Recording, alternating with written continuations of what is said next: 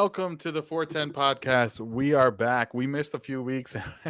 We do apologize about that, but we've been busy and we've been bringing content to you. So if you haven't done so already, make sure you hit that subscribe button. Make sure you hit the share, comment, engage with us, and definitely hit the like button so that it can pop up on others' algorithm. As always, I'm your host, Geo Monteroso.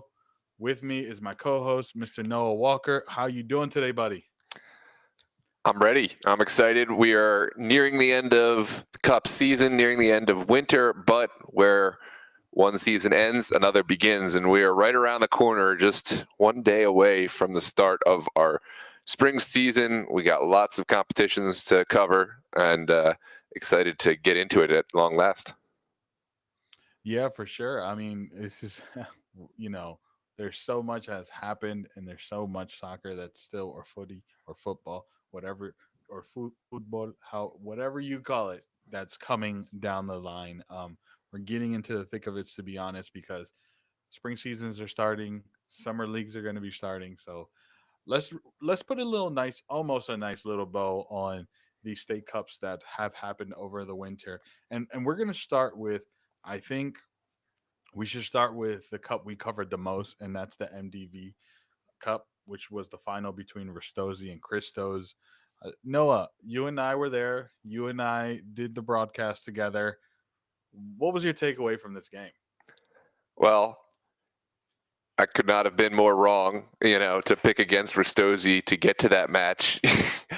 I don't honestly even remember if I picked against Christos in the final, but I remember I picked Hawks over Ristosi, and oh, what a mistake it was. Ristosi, with all their youth, they came to play, and it wasn't just, their physicality, their fitness that took them through that game. They had really intelligent coaching, and they were relentless. We were wondering, I think there was an ongoing discussion between you and I, was their stamina gonna let them down at the end of the game, because it was just go, go, go. Christos, to their credit, they paced themselves rather well in that game. They didn't have the same kind of like rah, we're going to just chase the ball down. They tried to hold possession, but Ristosi just were nonstop. And, through all the tactics in that game, it did come down to just an element of brilliance from, a single player. Of course, Peter Gonzalo, shout out, what a player, what a match, with the free kick goal and then earning the brace in stoppage time with some fantastic footwork to pretty much just dice the entire back line. But yeah, I mean, Ristosi, they're for real. I've already got the Virginia Dream Ristosi match circled on our calendar for the NPSL season. And we will be broadcasting all home matches of Ristosi, of Virginia Dream, several other teams throughout the NPSL. So if you ignored Geo at the beginning, please hit that subscribe button. We really don't need to keep giving reasons. No, that game that's going to be Ristosi versus Virginia Dreams is definitely must-watch television. Uh, Hit the subscribe button now, and then go on the calendar. We'll put the date out there, and you just circle that date, because that is going to be fantastic. It's going to be such a great game. And but yeah, man, Ristosi. First of all, Peter Gonzaga, fantastic.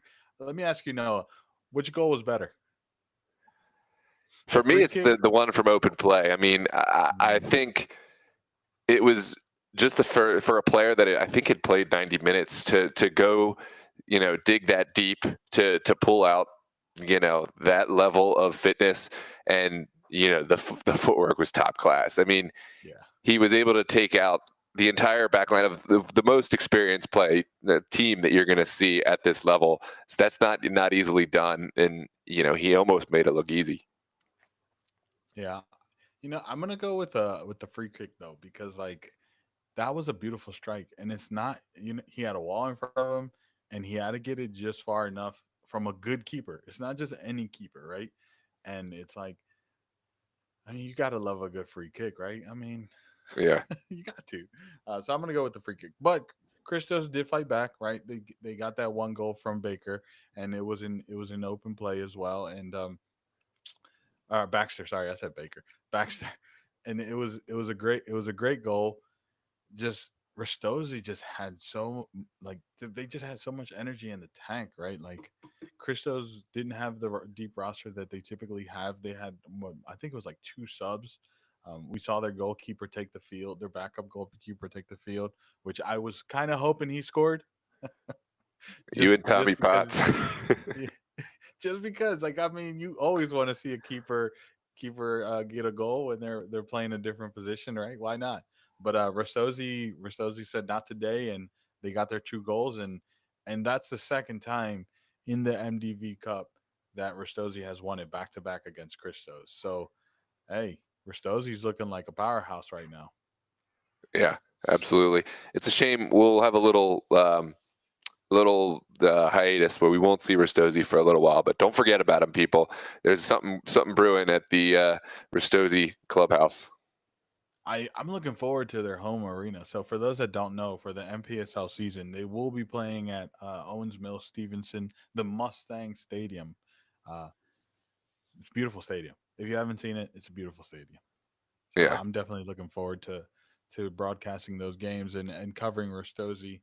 Unfortunately, we will not be covering Christos, but any chance we can, we will make sure we talk about them. And if not, hopefully one day we do cover them on the stream. But let's talk about the other two. That same no, it wasn't that same day, but let's go back to the Morton Cup because this featured a team that has now been announced for the Super Soccer League, and that is Baltimore City. Baltimore City lost 1-0. Sorry, yeah, 1-0 to Anne Arundel County FC or ACFC. It was um, it was a tough game. Noah, I'm not sure if you got to watch this one because you were broadcasting on the other field, but if you had a chance to go back to watch this one was a very the play. It was great play and great talent, but it was just so physical that both of the teams couldn't really build anything. And it was Yeah. just like moments of brilliance. But aside that, it was just like a tackle here, a tackle there. And it was just so physical. It was such a physical battle. Um, I know when I was listening to it, like from the sidelines, I hear that Baltimore City's coaching staff wanted them to control the ball more, but it was just ACFC was just on top of them. And then if they lost the ball, ACFC couldn't build anything. It was a physical battle. But ACFC got the goal in the end, and they ended up winning the Morton Cup. I think it's their first trophy, right? Yeah, to my knowledge, they were a team, ACFC. They do have experience in the Super League. There's some discussion of they may make a comeback someday to the Super League. So we'd love to see that.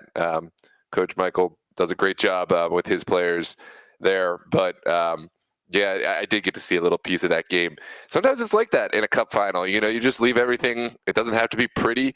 It's sheer effort and physicality that you're able to, prevent the other team from getting into their flow.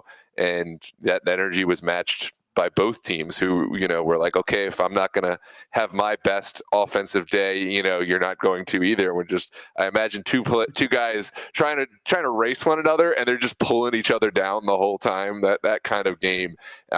It was a set piece that ended up being the difference, and it was a well taken set piece out of the air.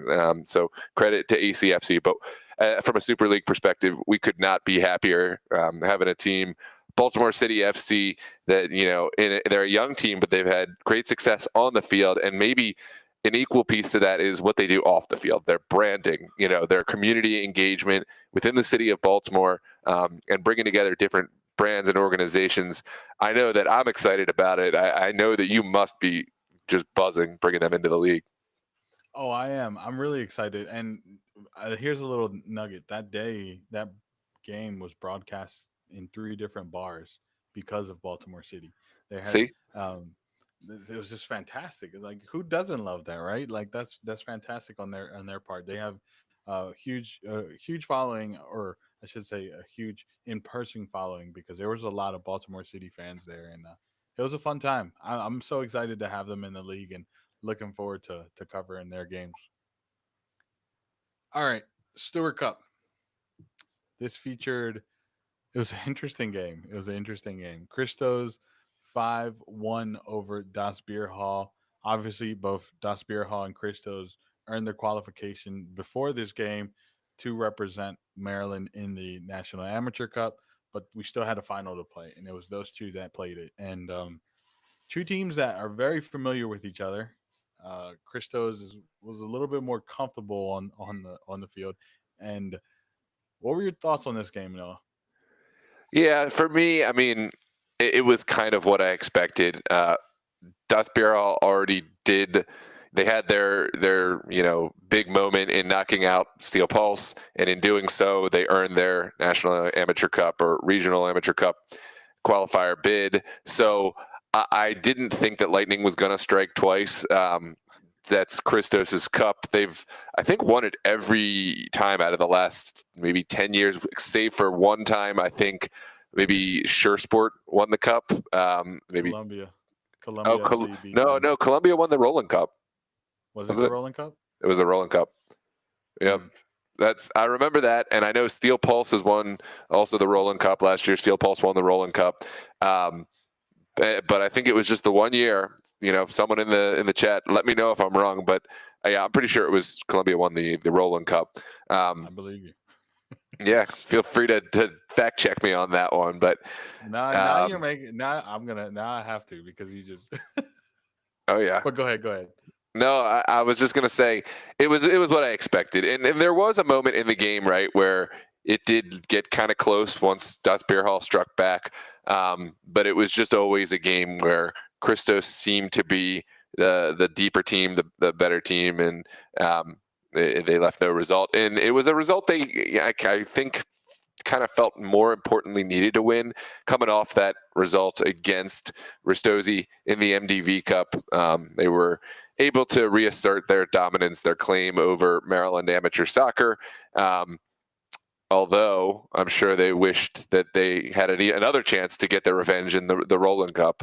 But we'll talk more on the Roland Cup in a moment. Yeah. So you were right. You were right. Shore I know. Sports won the Stewart Cup. Yeah. And Columbia won the Round Cup. But it doesn't matter.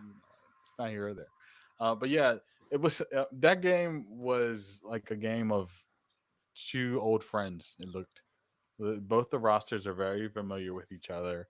Obviously, Christos had a deep roster, and Das Beer Hall. Not that they didn't have a deep roster, but it wasn't like when they played Steel Balls, and that was like you said, lightning strike, and it was a tough ask for it to happen again, but we did see some player movement because of it.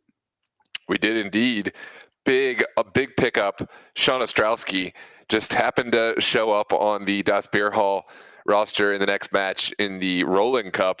Christos roster, On the Christos roster, excuse me. Yeah, that's a Das Beer Hall player. And I had the pleasure of playing alongside him, right? And I mentioned this on a broadcast. I thought of him as an exceptional over 30 player, Sean Ostrowski. But what I found out on Sunday is he's just an excellent player. He was hanging with the young guys, the open level players, as a more veteran player, a little older player. He had the pace to match. And of course, he had that veteran mature vision of the field. It was tough on Sunday in the Roland Cup because he did pick up a little injury early in the game. He was able to play through it, but you couldn't help but feel his game was in some way affected. Another pickup that I guess I didn't mention his part in that match against Das Beer Hall, Jack Stone from Los Toros. Huge pickup for Christos. I'm not sure the nature of the relationship if Jack Stone is going to continue to play for Christos. I know he's heavily involved in Los Toros' operations and organization, so can't help but imagine that he'll continue to play for Los Toros, but certainly was a huge help for Christos up top. Well, it's also Christos is only they I guess they do play the APSL, but that's their men's side. I could imagine Jack Stone heading to their USL2 side. I mean, I Yeah. think he's a caliber for it, and it would make sense as far as like his responsibilities, Los Toros, and then his responsibilities, maybe responsibilities for Christos. But we'll be on the lookout for that. And it was a huge pickup. As you mentioned it, we saw both of those players debut uh, against Steel Pulse in the semifinals of the Rolling Cup, or the Rolling Cup. I'm sorry. and it was a Steel Pulse win, 3-1. What a win it was! What a hat trick! Uh, why am I drawing a blank on the name right now? Diarra Zumana. Diarra Zumana. Thank you, thank you. That Yeah. was such a great hat trick.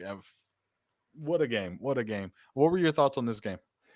It was huge for Steel Pulse, right, to go in and reclaim some of what has been, what was, obviously to get their name etched in the MSSA trophy and on the website for forevermore was a huge accomplishment. I, I will say, with the caveat, they still only had 11 players to start. They added a substitute, so for me, the question marks aren't aren't fully answered. Like, we're still seeing some of the issues. They did pick up a red card in kind of garbage time once they'd already won the game, and that's going to be a huge deficit for an already small roster.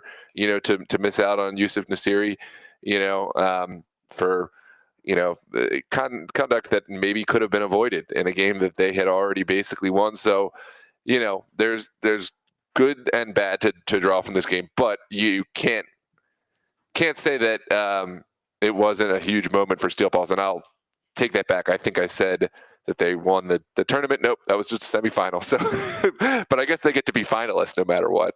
And They do get to be finalists no matter what. But I mean, now they're going into a final without Yusuf Nasiri. So it's like,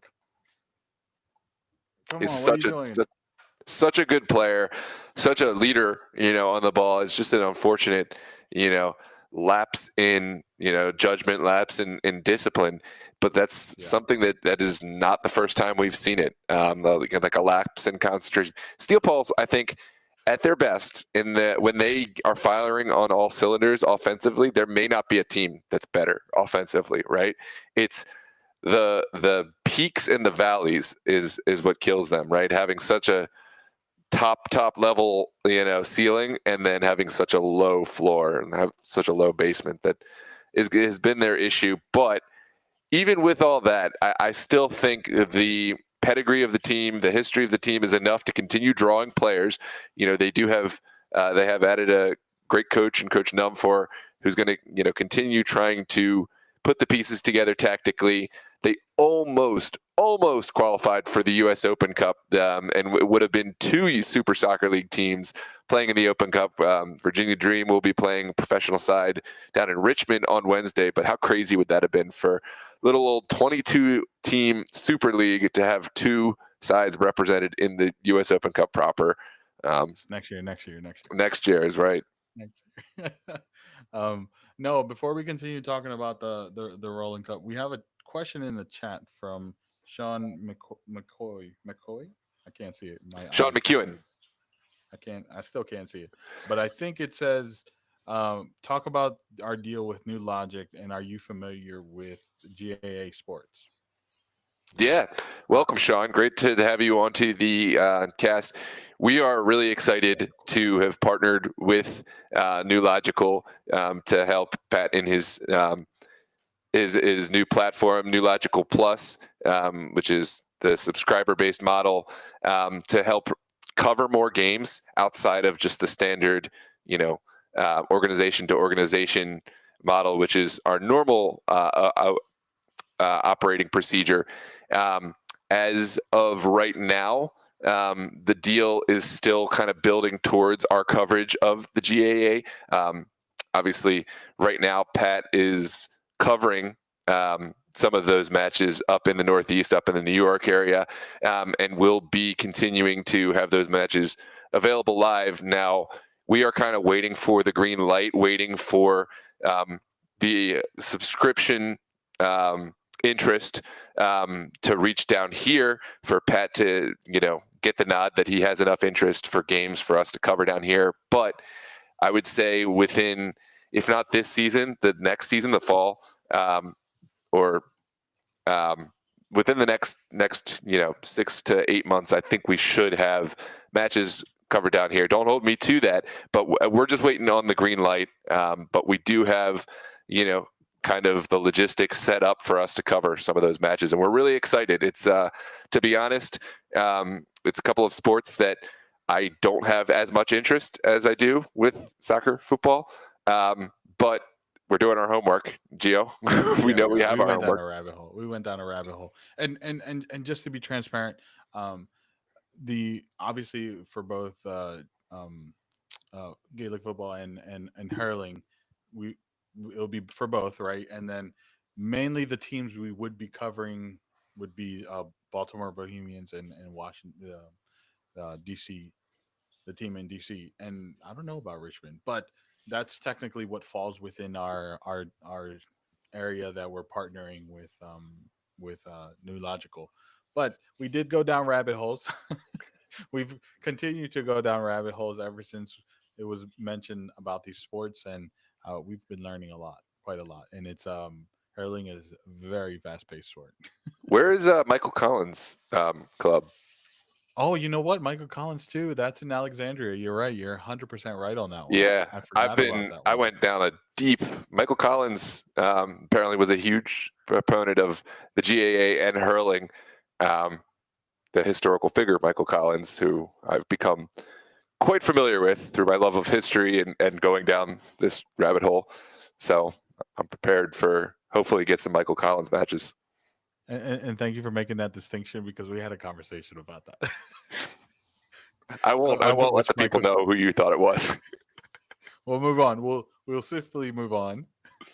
But yes, we are looking forward to it. Hoping to see us bring coverage to that to both of those sports because it's fantastic. I mean, it's been what I've watched so far has been so exciting for sure. All right, let's get back to the Rolling Cup. The Rolling Cup, the other semifinal we broadcasted was the Restosi versus Bowleys. That was the score line doesn't tell the story because I felt like that was a little bit closer until the second half, and that's where Restosi really took off. The score line ended up being 4-1 for Restosi, but man, you got to be proud of Bowleys at the same time. Yeah, it was more how they performed throughout the entirety of the MDV Cup, um, which it was a tough way to fall. And to be fair, it was a match that Ristosi clearly deserved to win. Their player pool was just on a different level, and Bowleys is early in their stage of building. Right, we talked kind of about the similarities in how Ristosi built from a Division Two SSL Super Soccer League team. They sat in Division Two. They didn't even get promoted their first season. Second season, they did earn promotion. They made playoffs in Division One in their first Division One season, and then again did really well and used that platform to earn entry into the NPSL.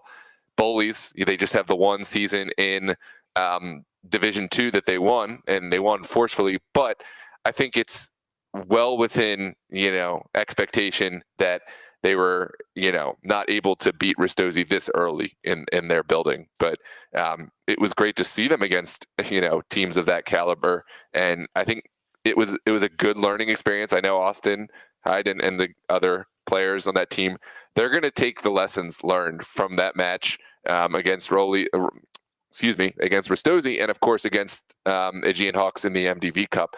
And they're only going to use those matches to get better, right? Because when you're just winning matches, you're not learning quite as much. You're not getting your team the experience that you need to take on higher level opponents, but you do get those matches from adversity. And so it was a tough dose of adversity. I also noticed there was a bit of missed continuity. There was a couple of new faces that didn't play bad per se, but I can't help but feel like there were a couple of missing faces in the squad. Oh, like someone in the chat. Exactly. We won't. That's funny. That's funny. But I noticed this is me going down a rabbit hole because I always go down rabbit holes. But I noticed that Bullies is actually playing in another tournament uh, with a team called, oh, I forgot the team's name, but Brandon Texador is one of the leaders of that team. So I'm curious. I'm curious what that relationship's going to be like. Hopefully, we see him again in a Bullies jersey. I'm sure he will be, but we'll be looking forward to it because he's such a fantastic player, and having him in Bullies in the first division is such a great watch. And I'm gonna definitely be watching how they perform in their second year, but their second year of life, but first year in the first division. All right, now that takes us to the final. Rastosi versus Steel Pulse. I really, you know what? I really thought we were gonna have a repeat of Rastosi versus Christos, which would have been fun for the rivalry purposes. But I think this is another matchup that speaks volumes for two top teams in Maryland, two teams that you could point at and be like, okay, these are the teams we need to follow. These are the teams we need to play like or play to that caliber, right? And they'll be playing this Sunday, the 16th at noon at MLK Park. No, what are we expecting for this game? Well, I'm really hoping that Steel Pulse are able to leverage their relationships, their pedigree as a team, and get the first off the number of players that they need, but also to get the quality, the veteran leadership element in that team. With no Yusuf Nasiri, right? That's a huge gap in the midfield that needs to be replaced. I have no doubt that Steel Pulse have the contacts out there if they are, able to dig into their Rolodex and call up some of the guys that they have had in the past with the squad. And then I think it's game on. I mean, with Rastosi, we pretty much know what we're going to expect, what we're going to get. They've proven a level of consistency, which is honestly, something to aspire for. But with Steel Pulse, as we mentioned, it's that really high ceiling, really low basement. It is a final, a cup final. So that does give me optimism that, they're going to be able to find a way to pull up the players that they need. But really, if you're asking me expectations, my expectations are all over the place. And, as far as predictions, let me wait and show up on game day and see who I see and then, and then give you a prediction. So what you're saying is people need to subscribe, then tune into the game to get your prediction. Okay, I see what Exactly. you did there. But I will give a prediction anyways, just because, yeah, you Just wants have to to. throw the chaos in there. I'm going 3-1 Rastosi just because I think that's the safer bet based on what they've proven. I've picked against them, and I won't make that mistake, at least not for right now in the cup season. So, yeah, I'm going to go 3-1, Steel Pulse. Use this as your motivation. Get out there and prove me wrong. Let me ask you before I give my prediction, because you know what? Why not? If Steel Pulse loses this game, is this a failure of a tournament season for them or winter tournament season, state cup tournament season for them? Absolutely. Absolutely. Unless they are setting their standards lower, which is that there's no other way to put it, then yeah, it's a failure of a cup season. They're a team that should and has aspired to be champions of one or more cup finals. They've done it. They've won. As recently as last season, the Roland Cup, and it would be a huge disappointment to see them not come away with some hardware in this season. Yeah, you kind of get accustomed to seeing a Steel Pulse or Christo's name being thrown up on those trophies. So I would agree. I would agree with you on that. And I think I'm also gonna go Ristosi. Even though we just said that, I think I have to go Ristosi because they're just a good team, man. They are just been playing lights out, and this is gonna be one of their last games for quite some time before their MPSL season. So why wouldn't you want to get the double, right? Why wouldn't you want to get those two trophies and add it to your silverware? I think they're gonna go all out, and then obviously, if Steel Pulse loses, then it's a bad season for them. Yeah, spot on. All right, let's do. Well, we did have another game. Well, we should mention the other qualifiers in Virginia. Yes. In the Go ahead. Yeah, so the Stewart Cup we mentioned as the qualifier for the National Amateur Cup. First, the regional qualifiers for the National Amateur Cup. And there's two teams from Maryland. It's Das Beer Hall and Christos that have earned their way through to the next stage, to the regionals. Virginia has the MDC VSA Cup, which is their version of the Stewart Cup. We got to cover that cup There was less entrants in Virginia than we had in Maryland, so it was just a one semifinal. That was Yins United, Aegean Hawks, two very familiar opponents, two of the historic clubs from Northern Virginia. They've faced off countless times in the WPL back in the day. More recently, they have been in the APL, and they've consistently been playoff teams. This matchup, I gotta say, as one covering the match, it was a bit of a disappointment for me. It really didn't excite a whole lot. Sure, the quality of the players came through, and Yins did come out on top 3-1, but it wasn't a match that I really saw the best from Aegean Hawks, at least in my perspective. But Yins were victorious. Yins earned their spot in the Amateur Cup regional qualifier alongside Los Toros, who are the incumbent champion of Virginia. Yins and Los Toros will face off on March 23rd in a Virginia State Cup final. It won't have any bearing on the National Amateur Cup, but it will obviously be some hardware to play for. So follow and subscribe, of course, to watch that live on DMV Sports Media. We'll have that for you, 8 p.m. Langley on the 23rd of March. But as far as Amateur Cup matchups, we have, I could rattle off most of them off the top of my head. I know Westchester is coming down to play Los Toros on April 6th. Das Beer Hall will host another Westchester team, the NPSL one from Pennsylvania, at 1 p.m. on April 6th, live on Predators? Yes. Yeah. And then Yins are playing ASA Reds also on the 6th. That will be at Limerick, the NPSL squad of the ASA Reds. And I'm not certain who Christos are playing, but Christos obviously will have an Amateur Cup match to play that same day. I got the Christos one. They'll be playing Colonial SC, and Okay. they will be playing. It doesn't have the date here, but I'm assuming it's going to be around the same time as the other ones. And it does, April 6th. So all these are happening on April 6th. Okay. Yep. And then you did mention Das Beer Hall, which is Westchester United, but those are where the two Maryland teams will be playing. And then that if all four of those teams move forward, then we're talking about a quarterfinal on April 27th, which would throw so many wrenches on any in all the leagues.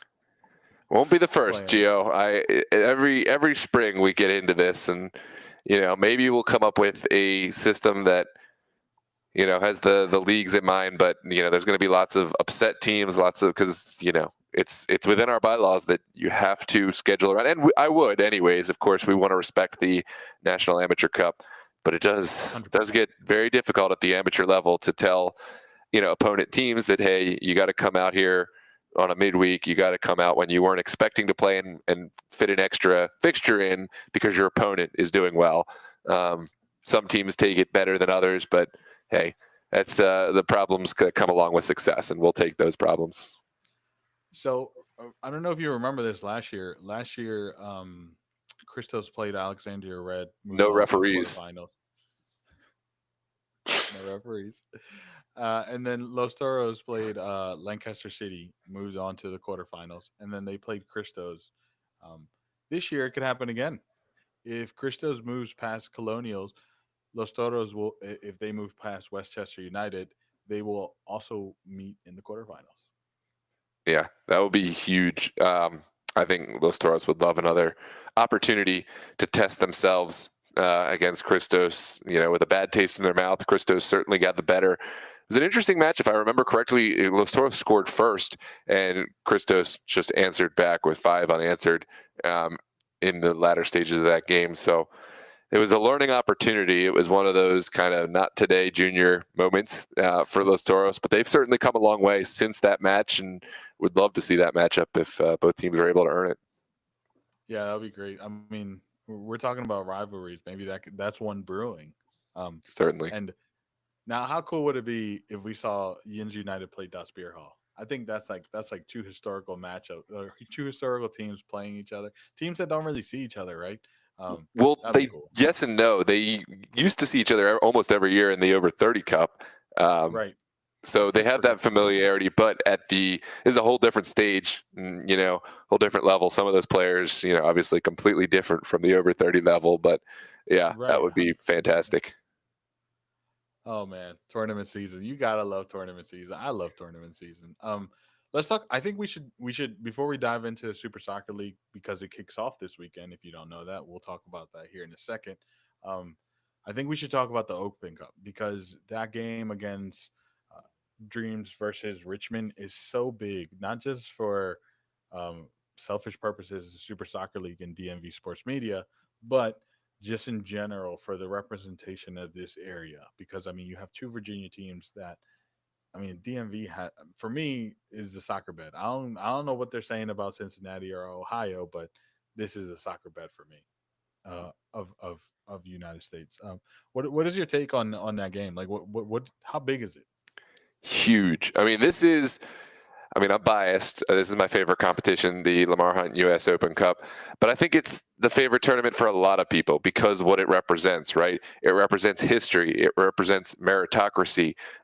That story where any team, right, that's playing in an affiliated league can enter, can qualify, and can play against the fully professional sides. It's the closest thing we have right now to the promotion relegation. Um, and it exists, as an ongoing historic tournament that at one point before there was professional leagues here in the United States basically just represented the pinnacle of U.S. soccer. So that with all that said, the tournament in and of itself and how it is an avenue for teams is huge. We saw what happened with Christos, years ago when they advanced to take on DC United and got featured on Sports Center with the Scott Van Pelt little series, and people are still talking about it here on podcasts back in 2025. What that meant for Christos. That would be a huge moment for Virginia Dream, right? And I was speaking to Lucas. We had a conversation also with another individual in Virginia Dream. I don't want to spoil the surprise, but speaking with Lucas, and he really wants to obviously get a result here, but after that, like there's no pressure on the team, right? For the amateur Yeah. side competing in the tournament, obviously you want to win, but right, the expectation isn't there. So much fun from an organization point of view, and then from our league, we couldn't be happier for Virginia Dream representing the Super Soccer League and then really representing the entire DMV. So tune in 7 p.m. on Wednesday against Richmond Kickers. Yeah, I mean, you're taking the trip down, right? I am indeed. My wife and I are going Yeah, to I go mean, down together.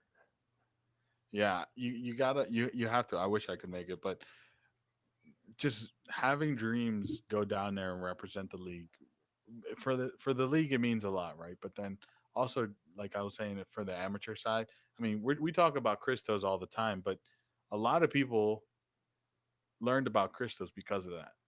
And if Dreams has a similar run, a lot of people are going to follow Dreams because of that, or learn about Dreams because of that. And then that only helps the leagues they participate in. That only helps the soccer or the other teams in the area that play them because people are sticking or paying attention to them. But not only to mention that, we also have the World Cup next year. So interest is going to just keep growing, growing, and growing. So I'm really excited, man. I'm really excited for that match, to Yeah, be honest. yeah, Uh, must Noah, watch. do you know? This is a fun question because they used to do this in the past. For the U.S. Open Cup, do they still do the prize money for the amateur team that gets the farthest? I don't know, and I really should. No, I'll have to get back to you on that.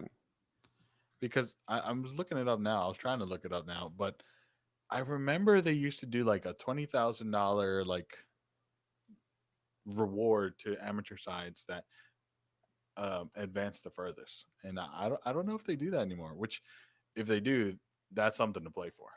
Yeah, if I'm a absolutely. Does it an amateur cup, an amateur team.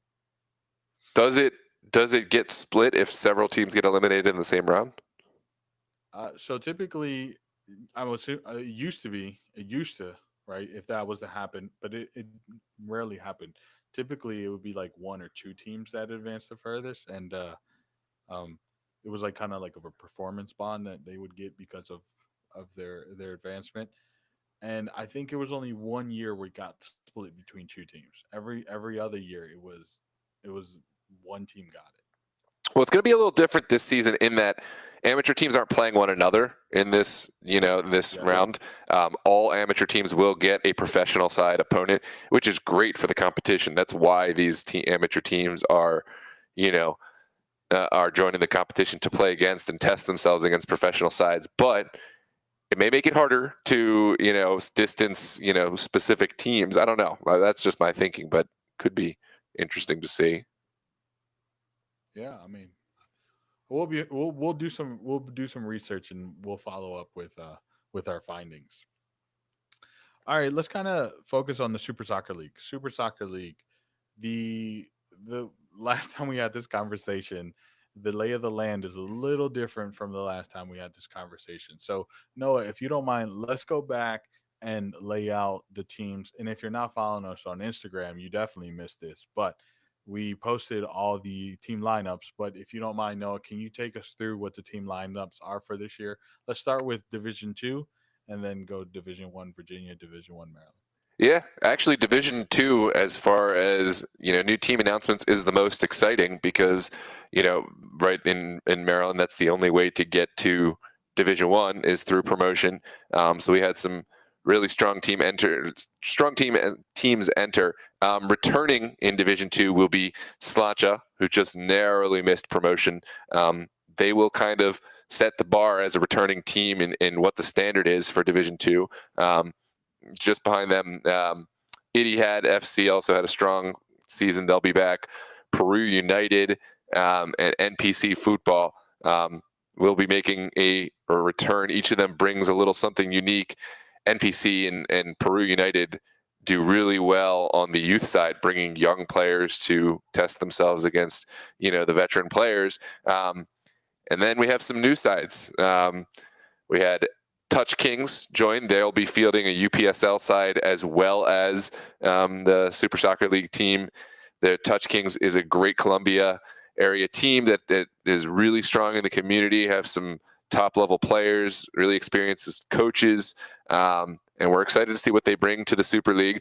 MSI Pro was the next new entrant that we got this spring, and this may be one of our top contenders, at least from my personal outlook. MSI was a team that also played and will continue to play UPSL. They were the regular season champions of the DMV North and did well in playoffs as well. And from what I understand, they're going to be using this as an avenue for the same player pool. MSI Pro will have players playing UPSL. They'll also be playing Super League. And I can't wait to see how that transpires as we get closer to the season. And then we had one final entrant most recently. I don't think we got to mention this on the last podcast. Baltimore City FC, huge side, obviously finalist in the Morton Cup. They have titles in the Maryland Majors. They've been in the playoffs in the Eastern Premier League Mid-Atlantic Conference. So they will take their talents to the Super Soccer League Division 2, and they will look to try to earn promotion against some really tough sides. But we love what Baltimore City brings as a community organization. I mean, that Division 2 team lineup is really ridiculous. I mean, Bonkers. yeah, it's crazy. I mean, those two sides from UPSL, MSI Pro, and Touch Kings bring a lot to the division, but also Baltimore City, right? They've done so well in all their leagues that they've played in. But I don't want to sleep on two teams that are already in there, and that's Slancha Athletics and Etihad FC. Slancha was a very close team to get promoted last year. Unfortunately, they got beat out for promotion by Ambition and Bowleys. But I mean, that's a tough team too. Slanches is just going to be such a good team to watch out for. And Etihad has really impressed me with their cup run this year. And I don't think I would have been saying that based on their division last year's performance in Division Two, but they've really changed in this Winter Cup, and I'm curious to see if that change rolls over to Division Two. Because if that's the case, we're looking at five teams that are super strong in that Division Two. So that's gonna be a fun watch. It's gonna be a fun watch. Yeah, All right, absolutely. Should I talk let me to run. Division One now? Yeah. Let's run through division. Let's do Maryland. Let's just do Maryland. Knock out Maryland, then we can do Virginia. Yeah, no doubt. So, of course, Steel Pulse will be back. If you had to ask me who's the favorite, um, Steel Pulse were the playoff champions and have been for the last few seasons. They're the team to beat. Despite all the deficiencies, ups and downs they've had, they're still really strong when it comes to league play. Um, Das Bierhall, a close second, another team that has had success. They were head and shoulders above everyone in the regular season. They did fall to Steel Pulse in the finals, but they've shown why they were so strong in that season with the National Amateur Cup qualification. Returning will also be A3 Highlanders, Baltimore Kickers, Team United, and then we have a couple of new entrants into the league.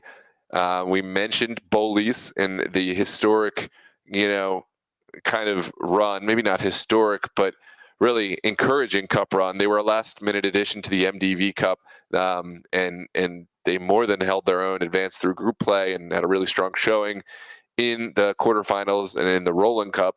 Bowed out in the semifinals, but again, really strong showing, and that's a team that's perfectly capable and ready of competing at the Division I level. Ambition FC was the second promoted side. They could be the dark horse. We don't know how they're going to, compare with Division I talent. We haven't really seen that just yet, and we don't know what additions they've made, but we will get to see tomorrow night. Geo will be calling that game out in Keatonsville for the first matchup of the Super Soccer League of the spring season. So that's going to be against Baltimore Kickers. Indeed, Just for those that don't know, and kickoff is at 8:30. Right? Correct. that's right. 8:30. So that is an exciting game. That is going to be how we kick off the Super Soccer League season, and then obviously then we'll have matches on Tuesday. We should do a round of picks. Let's do a round of picks, but let's do Virginia first. Let's go through Virginia, and then we can do some picks. Yeah, absolutely. So Virginia, we got to start Virginia where the dominance has been recently. Virginia Dream will be returning. They are the only team to recover Virginia Super League division hardware, not software. But yeah, they're the team to beat. Virginia Dream. They're going to be playing in 3 leagues, but they found a way to balance it in the past, and so they will continue to be the benchmark. Los Toros, they were a great addition in the fall season. They finished just behind Virginia Dream, both in playoffs and the regular season. They will have their sights set high. I think anything short of, starting themselves onto the throne is going to be a disappointment for them. They really are a team that has the capabilities of going all the way.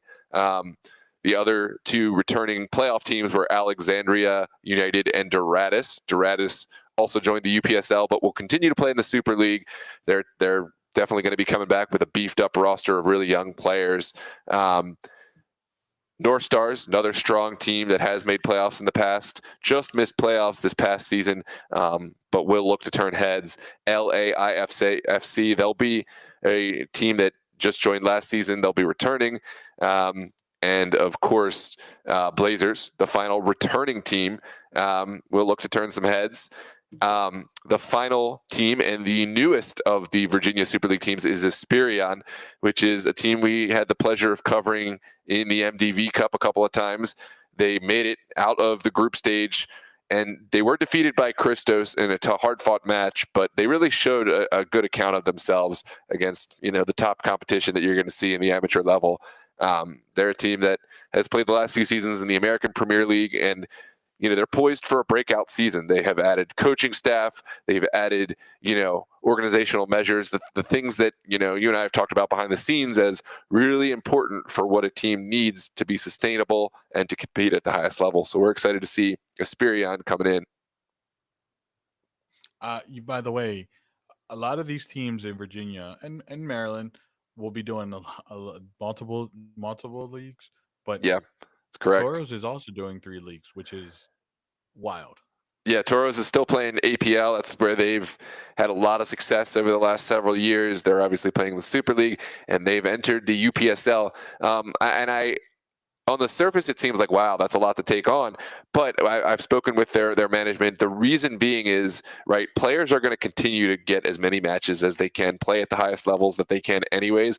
So if they're controlling it, right, the expectation becomes, okay, you now have no reason why you're not going to be playing for us across these, and the coaches and staff can actually manage those personnel decisions. Whereas the players are just going out and playing for whatever team in different leagues, you don't necessarily know what you're going to get on game day, if you played the night before, played the 2 nights before. So this will allow the coaching staff to kind of manage those pieces. They certainly have a really deep roster to be able to make it work. Yeah, I definitely this season is going to be super fun. Let's start with some round of picks because we are already at 50 minutes, which is wild. Sunday will be the kickoff of the Super Soccer League. It's going to be Baltimore Kickers versus Ambition at 8:30. It's going to be in Catonsville, the Spring Grove Park. Uh, it's Sunday, March 16th. I should mention the date. I know I just said Sunday. Noah, who is going to take game one of the Super Soccer League? I got to give it to the incumbent Baltimore Kickers, right? They were not only a team that earned their way up from Division Two and earned promotion into Division One, but they were a team that did earn playoff spot, and they actually had a really strong showing against Das Bierhall in the semifinals last season.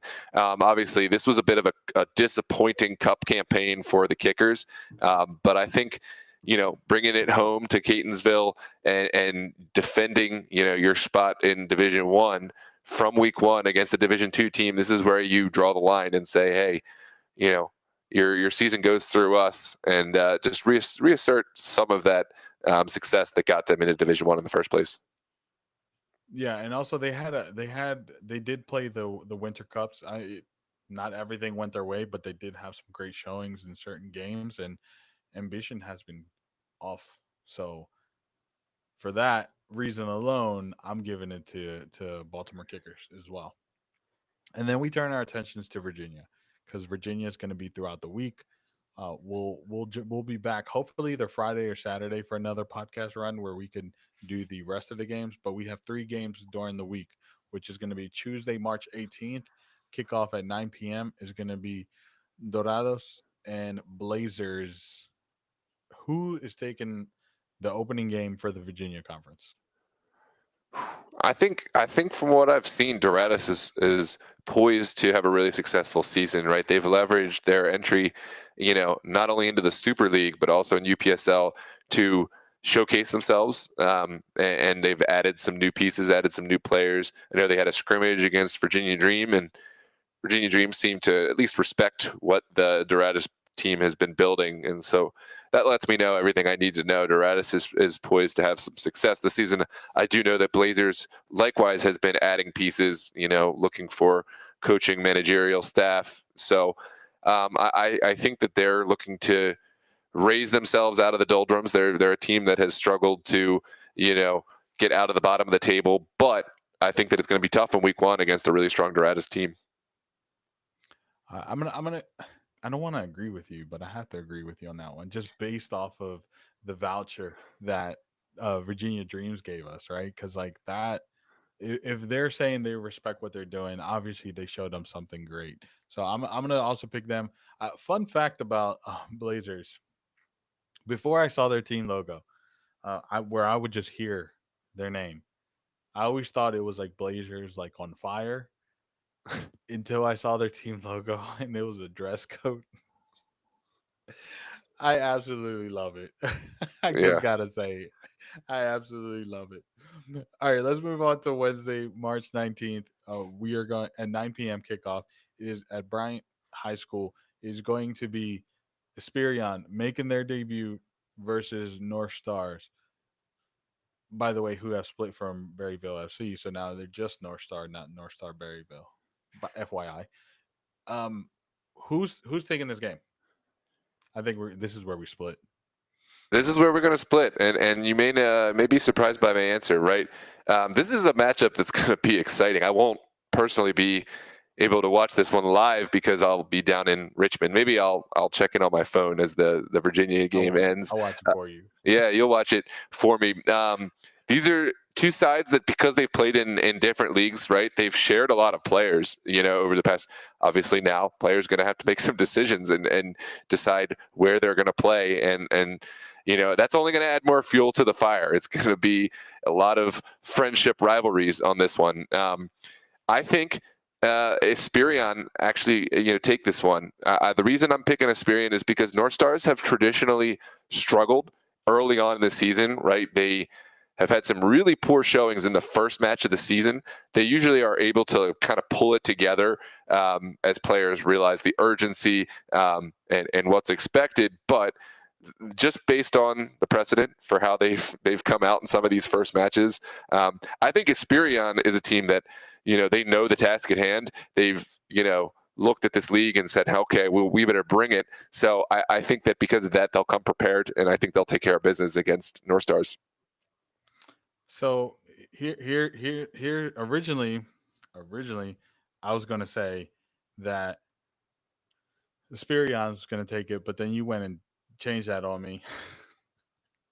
But then I was thinking it through, and I was like, you know what? I think North Star is going to have a change of heart because clearly the team is taking a different direction, right? As I mentioned, they split from Berryville FC, but they signed a new partnership with St. James Football Club or They FC. canceled it. Oh, they canceled it. Never mind. Yeah, apparently there was some this misalignment. They weren't seeing eye to eye with how control the club was going to go. So it's no longer no more agreement with the St. James. Oh man, that would have been so great for them because of the facilities that would have been available to them Yep. and all the back office support they would have gotten. Yep. That being said, now I have to pick Asperion Yeah.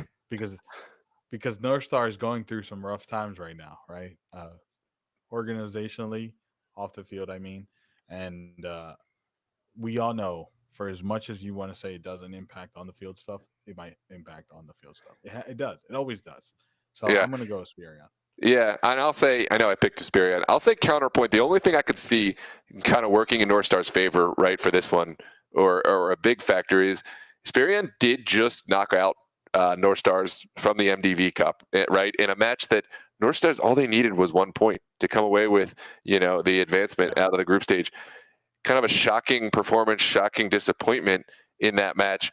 I think if you're North Stars, right, despite how they've started past seasons, if there's a time to start the season strong, like wake up North Stars now. That is the fixture that should be able to pull them out of their off-season kind of slumbers. But we'll see. I'm still taking Esperion, but I do think that that's kind of an asterisk that could maybe sway the tide. We'll see. And then the final game, this is a juicy game. This is a juicy game. Thursday, March 20th, 9 p.m. kickoff. Langston Hughes Middle School. It's going to be Los Toros versus Alexandria United. I feel like this shouldn't have happened this early in the season, but it's happening, and I'm so excited for that it's happening. Uh, this is a juicy matchup. Oh yeah, Noah, who? Go ahead. especially with the recent history between these sides, right?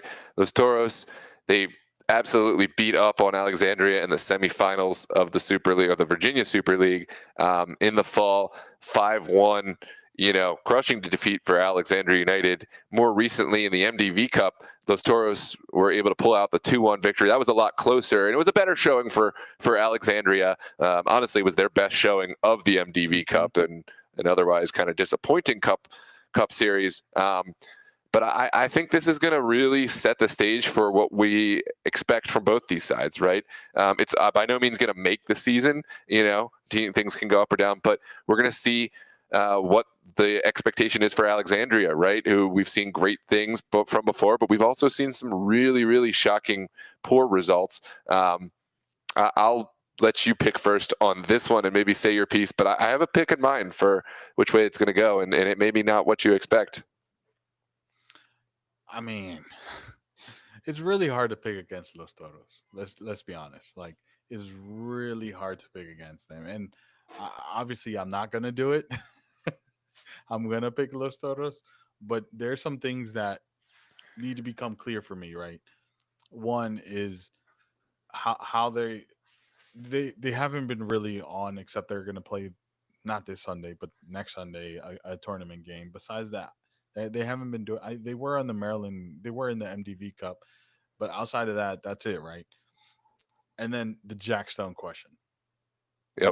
where is Jack Stone going to be back with Los Toros? I would assume so, right? I really find it hard not, but even if he is there, is his mind there, or is his mind thinking about where he's going to be playing with Christos? So like that for me is the only real two question marks, is how they're going to be performing off of such a long time that they've been off, and then second the Jack Stone. But I'm going to still pick Los Toros for for that for that game.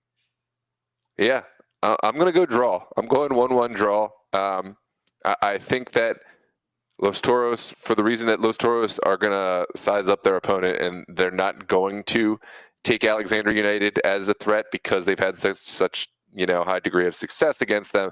I think Alexander United, they know how, when they want to lock in, right, they know how to defend. They were the only team to pull points from Virginia Dream twice last season. They had two draws, a 1-1 contest and a 0-0 contest, right? So at their highest, they have a really high ability because of their coaching staff, because of their discipline. But they do tend to play down to teams, Alexander United. So that's something we're going to have to watch out for. But I think with how Los Toros like to attack vertically, that's something that Alexander United do have the capability to kind of play towards and cut that part out of the game. Then the ball is going to be in Los Toros' court. How do they adapt, right? And so I'm going 1-1. But we're going to see. It's going to be a really thrilling matchup, I think. I mean, when they played in the MDV Cup, that was it was a great showing from Alexander United. I mean, obviously Los Toros ended up taking the win, but Alexander United looked so good in that game, and I wouldn't be surprised if they can pull this off. Yeah, we're going to But see. but that wraps us for today. As always, make sure you hit that subscribe button, like, comment, share this. We'll be back again next week with results and obviously the last final of the State Cup. And with that, everyone, have yourself a great evening.